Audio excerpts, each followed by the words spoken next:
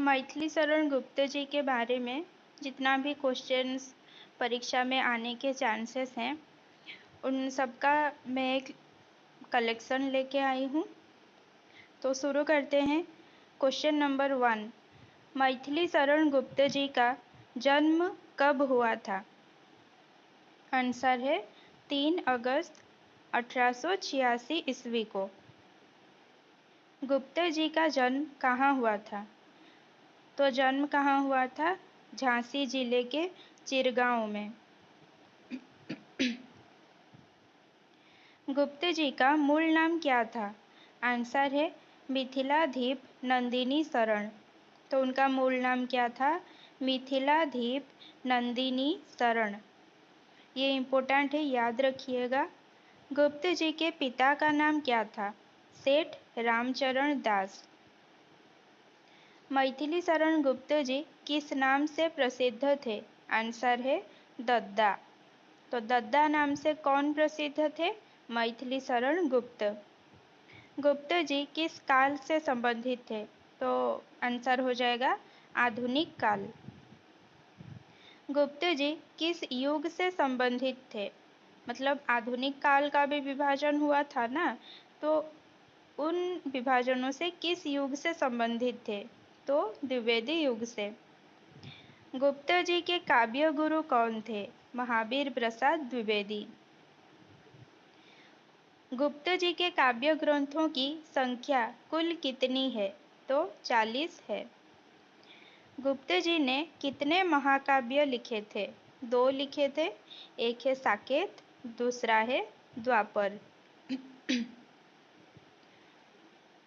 गुप्त जी ने खंड काव्य कितने लिखे थे? तो 19 खंड काव्य लिखे थे। गुप्त जी आरंभ में किस नाम से लिखा करते थे? रसिकेंद्र। क्या नाम था? रसिकेंद्र। उनकी आरंभिक रचनाएं यानी कि गुप्त जी की आरंभिक रचनाएं किस पत्रिका में छपती थी? तो वैश्योपरक। रसिकेंद्र नाम से गुप्त जी किस भाषा में लिखा करते थे? आंसर है ब्रज भाषा। और भी एक क्वेश्चन है कि वे रसिकेंद्र नाम से ब्रज भाषा में लिखकर एक बार सरस्वती पत्रिका में छपाने के लिए गए थे, लेकिन वहां से महावीर प्रसाद द्विवेदी जी ने उनको लौटा दिया था। नेक्स्ट क्वेश्चन है, खड़ी बोली भाषा में गुप्त जी की प्रथम कविता क्या है? हेमंत, जो कि सरस्वती पत्रिका में प्रकाशित हुआ था और कब हुआ था? 1905 में। तो ये इम्पोर्टेंट है कि खड़ी बोली भाषा में गुप्त जी का प्रथम कविता क्या है? हेमंत है। गुप्त जी का पहला काव्य संग्रह क्या था? काव्य संग्रह पहला क्या था? रंग में भंग, और इसको लघु खंड काव्य भी कहते हैं। और ये प्रकाशित कब हुआ था? 1909 में। रंग में भंग काव्य में किसकी कथा वर्णित है? इसमें वर्णित है राजपूती आन बान और शान की। और कहाँ की राजपूती, मतलब कौन सा राजपूताना? तो चित्तौड़ और बूंदी की। रंग में भंग काव्य के प्रमुख पात्र कौन थे? उत्तर है महाराणा प्रताप। गुप्त जी कौन सी रचना के लिए जेल गए थे? तो ऐसी एक रचना था जिसके लिए गुप्त जी को जेल जाना पड़ा था। तो वो कौन सी रचना है? भारत भारती। भारत भारती में किसके संबंध में वर्णित है? उत्तर है राष्ट्र प्रेम। भारत भारती रचना के लिए गुप्त जी को कौन सी उपाधि मिली थी? उत्तर है राष्ट्र कवि।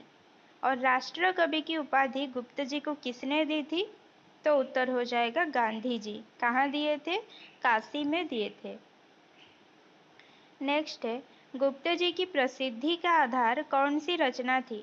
तो उत्तर है भारत भारती। रामचरितमानस के बाद हिंदी का दूसरा बड़ा महाकाव्य कौन सा है? महाकाव्य भी कहते हैं, कोई कोई राम काव्य भी कहते हैं। तो रामचरितमानस के बाद हिंदी का दूसरा बड़ा महाकाव्य कौन है? साकेत। इसका प्रकाशन कब हुआ था? 1931 को। साकेत किस भाषा का शब्द है? ये जो साकेत शब्द है ये किस भाषा का है? उत्तर है पाली। पाली भाषा का है साकेत। और साकेत शब्द का अर्थ क्या है? तो अर्थ हो जाएगा अयोध्या। साकेत कैसा काव्य है? तो साकेत है प्रबंध काव्य। साकेत में किस समाज का प्रभाव देखा जाता है? तो साकेत में आर्य समाज का प्रभाव देखा जाता है। नेक्स्ट है, साकेत की रचना में कितने वर्ष लगे थे? जो गुप्त जी ने महाकाव्य रचा था साकेत नाम से, उसके लिए कितने वर्ष लगे थे? 15 वर्ष। कब से कब तक? 1916 से 1931। गुप्त जी को मंगला प्रसाद पारितोषक किसके लिए मिला था? तो साकेत के लिए मिला था। साकेत में कितने सर्ग हैं? 12। साकेत में सबसे बड़ा सर्ग कौन सा है? तो 9वां सर्ग सबसे बड़ा है। साकेत में सर्वश्रेष्ठ स्थान किसका है? तो उर्मिला जी का है, जो लक्ष्मण के पत्नी थे। उर्मिला के वियोग वर्णन से संबंधित सर्ग कौन सा है? यानी कि साकेत महाकाव्य में उर्मिला के वियोग वर्णन से संबंधित सर्ग कौन सा है? तो 9वां और 10वां सर्ग। साकेत को जनवादी काव्य किसने कहा? उत्तर है डॉक्टर नगेंद्र। गुप्त जी के 2 नाटक के नाम बताइए। उनके 2 नाटक थे विलोम और चंद्रहास। गुप्त जी को आधुनिक युग का तुलसी किसने कहा? तो आधुनिक युग का तुलसी किसने कहा था? डॉक्टर गणपति चंद्र गुप्त ने। गुप्त जी को सामंजस्यवादी कवि किसने कहा था? सामंजस्यवादी कवि किसने कहा था? आचार्य रामचंद्र शुक्ल ने। सांस्कृतिक नवजागरण के प्रतिनिधि कौन थे? ऑब्वियसली गुप्त जी के बारे में हम पढ़ रहे हैं, तो उत्तर हो जाएगा गुप्त जी। गुप्त जी को कौन से छंद का बादशाह माना जाता था? उत्तर हो जाएगा हरि गीति का छंद। गुप्त जी कब से कब तक राज्यसभा के सदस्य रहे थे? मैथिली शरण गुप्त राज्यसभा के सदस्य भी रहे थे। तो कब से कब तक रहे थे? 1952 से 1954। गुप्त जी को भारत सरकार द्वारा पद्म भूषण पुरस्कार कब मिला था? तो मैथिली शरण गुप्त जी को भारत सरकार द्वारा क्या पुरस्कार मिला था? पद्म भूषण। कब मिला था? 1955। कहीं कहीं 1954 लिखा है, तो 1955 ज़्यादा सही रहेगा। गुप्त जी ने किस रचना में चैतन्य महाप्रभु की पत्नी विष्णुप्रिया और उनकी माता सची के त्याग एवं तप का वर्णन किया है? उत्तर है विष्णुप्रिया रचना में। ये इजी है, बस इतना याद रखना है कि किनकी पत्नी? चैतन्य महाप्रभु की पत्नी, नाम था विष्णुप्रिया, तो उन्हीं के नाम पर ही ये रचना है विष्णुप्रिया। गुप्त जी ने जयनी नामक कविता किसके नाम पर लिखे थे? उत्तर है कार्ल मार्क्स की पुत्री जैनी। तो ये भी आसान है, नाम था पुत्री का जैनी और उन्होंने क्या रचना किया? जयनी। महाभारत पर आधारित जयद्रथ वध कब प्रकाशित हुआ था? उत्तर है 1910। और एक है महाभारत पर आधारित शकुंतला, ये कब प्रकाशित हुआ था? 1923। गुप्त जी की रचना पंचवटी में किसके चरित्र का वर्णन है? उत्तर है लक्ष्मण। तो ये जो गुप्त जी हैं ज़्यादातर लक्ष्मण और उनकी पत्नी उर्मिला, इनके पर ज़्यादा रचना किए हैं। पंचवटी कब प्रकाशित हुआ था? 1925। बौद्ध मत से संबंधित रचना अनघ, जो कि एक गीति नाट्य है, कब प्रकाशित हुआ था? 1925। गुप्त जी की रचना काबा और करबला किस धर्म से संबंधित था? उत्तर है इस्लाम।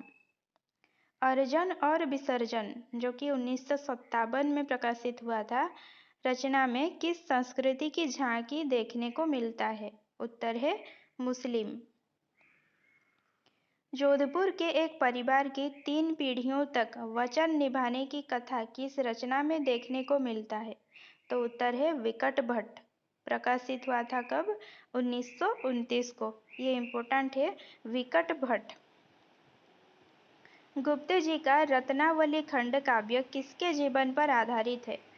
तुलसीदास की पत्नी रत्नावली। ये भी आसान है। तुलसीदास की पत्नी का नाम क्या था? रत्नावली। उन्हीं के नाम पे उन्होंने रत्नावली खंड काव्य लिखे थे, उन्हीं के जीवन के आधार पर।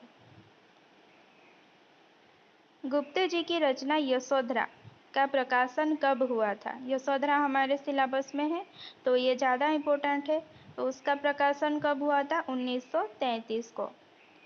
यशोधरा कविता में क्या वर्णन किया गया है? उत्तर है गौतम बुद्ध का गृह त्याग और यशोधरा का वियोग वर्णन। यशोधरा कविता की प्रसिद्ध पंक्ति। ये एक ऐसी पंक्ति है जो बार बार एग्जाम में आता है कि ये पंक्ति किसने लिखी थी, या फिर ये पंक्ति जो है कौन सी कविता का है। तो क्या पंक्ति है कि अबला जीवन है तुम्हारी यही कहानी, आंचल में है दूध और आंखों में पानी। तो ये किस कविता से है? यशोधरा। किसने लिखा है? मैथिली शरण गुप्त ने। किसके बारे में? यशोधरा के बारे में। नेक्स्ट है भारत भारती रचना से प्रसिद्ध वाक्य। जो राष्ट्र प्रेम से संबंधित रचना गुप्त जी का भारत भारती, जिसके लिए उन्होंने जेल भी गए थे और जिसके लिए उनको राष्ट्र कवि की उपाधि मिला था। तो उससे एक जो वाक्य है कि अधिकार खोकर बैठे रहना यह महादुष्कर्म है। क्या? कि अधिकार खोकर बैठे रहना यह महादुष्कर्म है।